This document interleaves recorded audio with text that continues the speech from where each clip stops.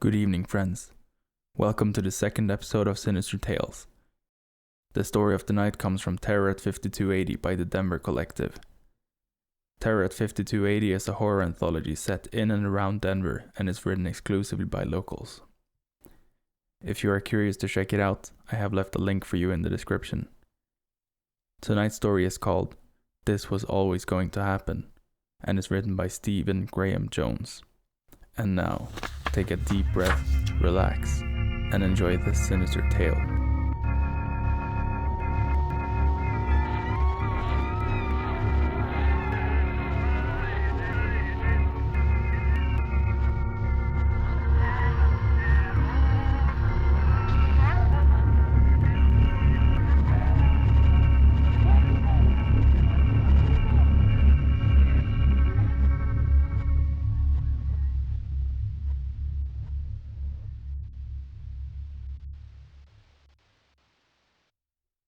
There's no traffic out this far, so the only real danger when the tire on your trusty Accord blows is that you might panic, wrench the wheel over, plummet a few 100 feet down.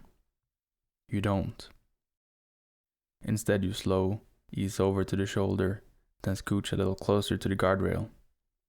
As close as you can get, since there's a blind turn up ahead that porches with ski racks can come whipping around. If they have to overcorrect from that hairpin situation, it might point them right where you're sitting. No thank you, mountain gods. Really, you consider it lucky that rear tire went when it did. 10, 20 seconds later, and you'd be changing it in the cool shade of those giant red rocks, and every car coming down the mountain would only be seeing you at the last possible instant. But then, luck? Real luck would have been the tire not blowing at all. Anyway, you call Marcy because that's the safe thing to do. But of course, cell service being spotty all up and down this road, you can't get through. The faster you swap the flat for the donut in the trunk, the faster you can tell her about all this in person, you figure. It's not like you haven't changed the tire before. So, 5 minutes later the back of the Accord's hiked up on the scissor jack. You're just cranking on the first lug when a slow crunch turns you around. It's a cyclist in full bib tights, bright white with orange and yellow stripes and accents. One of those helmets made to reduce wind drag. His legs hairless because smooth skin slips through the air that much faster. He's doing that balancing on the pedals thing they all do, like the ground's lava, and if they just make it 2 more seconds they'll be safe. His mirrored sunglasses are nearly ski goggles. What is it? He asks, more chipper than anybody should be after the climb he just has to have made. Flat, you tell him. Kind of obviously. He pauses, like rolling through response options, then says, You got it then?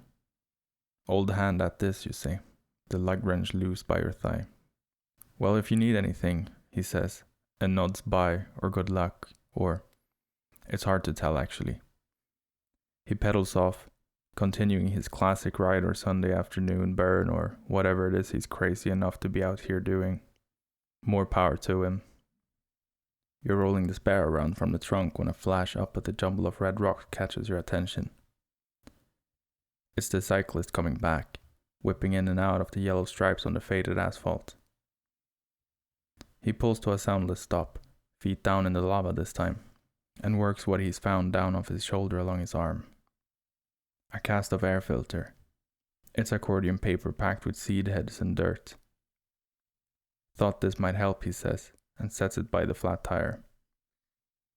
You consider it, coming up to the cyclist again. Consider him all over again. Is this what counts for humor at 8,000 feet? Okay, you say. He throws a jaunty salute your way, flashes a perfectly symmetrical grin, his leathery cheeks crinkling up from it, and pedals easily away. This time you watch him until he disappears around the red rocks. You don't get it, not even one little bit. In an effort to, you inspect the air filter, but it doesn't hold any answers. Was completely content with its life in the ditch before being hand-delivered back to you. Marcy is going to love hearing about this one. You're on your stomach. Your arm shoved as far under the Accord as it can go after a gotten-away lug nut. when you realize you're not alone. Again. You roll to the side, see 2 high-dollar road bike wheels, tires that are weighed in grams. Found this, the cyclist says, grinning wide and eager. It's a 2-gallon gas can, its plastic body faded from a season in the sun. I have a flat, you can't help but reiterate. Watching his mirrored lenses for a sign of anything, please. Any sort of clue. Just thought you might need it, the cyclist says, and sets it down on the shoulder of the road like the most delicate vase, the most sacred artifact. Thank you, you say. He nods sagely, almost reverently, and hauls his bike around, pedals uphill. You study the road behind you this time.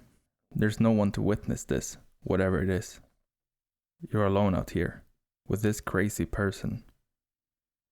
You edge over to the gas can, tow it over onto its side. It's empty, light, probably brittle. After checking the road both ways, you step out into it. Take a running start and kick the gas can with everything you've got. It sails over the guardrails, hangs like a cartoon for a moment, then drops. You've got to get off this mountain. You spin the 3 lug nuts you do have onto the studs and walk around to the other side of the Accord. The long fall past the guardrail taking your breath away a bit. Don't look, you tell yourself, while completely looking. Your prayer was that the lost lug nut had rolled this far, that it would be there, waiting for you. Nope. With your luck, it's probably dead center under the car, right under the muffler, which wants nothing else in this world but to sizzle into the skin of your forearm. You could tighten down the 3 lug nuts you didn't fumble away and roll the Accord back, expose their missing brother. But what if one of the studs carrying its weight plus a third snaps off, and then you're stuck up here? No, better a burn on your forearm than having to walk down for enough bars to call for help. When you come around the car to get that lug nut, damn the consequences. The cyclist is playing his balancing game again, turning the front wheel of his bike this way and that way, pedaling forward degree by degree. He looks up like he's surprised to see you.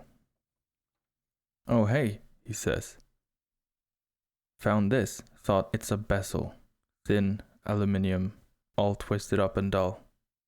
In a former life it probably framed a taillight. In its current life, it's just trash.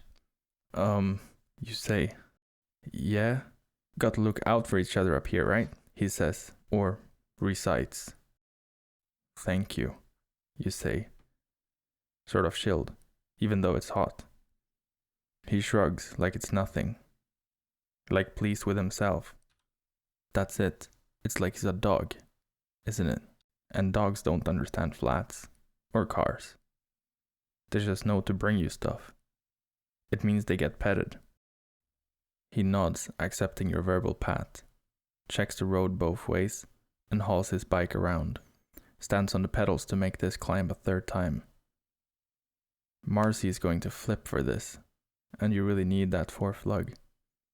You lie down reinvigorated, can see the dull glint of the lug nut now, can just touch it with the leading top of your middle finger.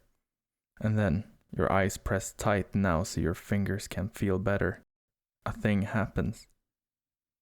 The cool lug nut is placed on the back of your straining hand, and then held there until your forearm figures out how to rotate it in that tight space. Let your palm accept this gift. Accept.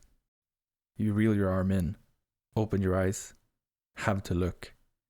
It's the cyclist, shimmied under the car from the passenger side, the muffler smoking against his cheek but not messing with his grin one iota. His mirrored lenses absolutely unreadable. You jerk back, dropping the lug nut, and roll fast away. Stand. What are you even, you bellow, having to back up to try to keep a line on him under the car, which is when a horn blows and tires scream. And you realize you're standing in the middle of the road, at least for about 100th of a second longer.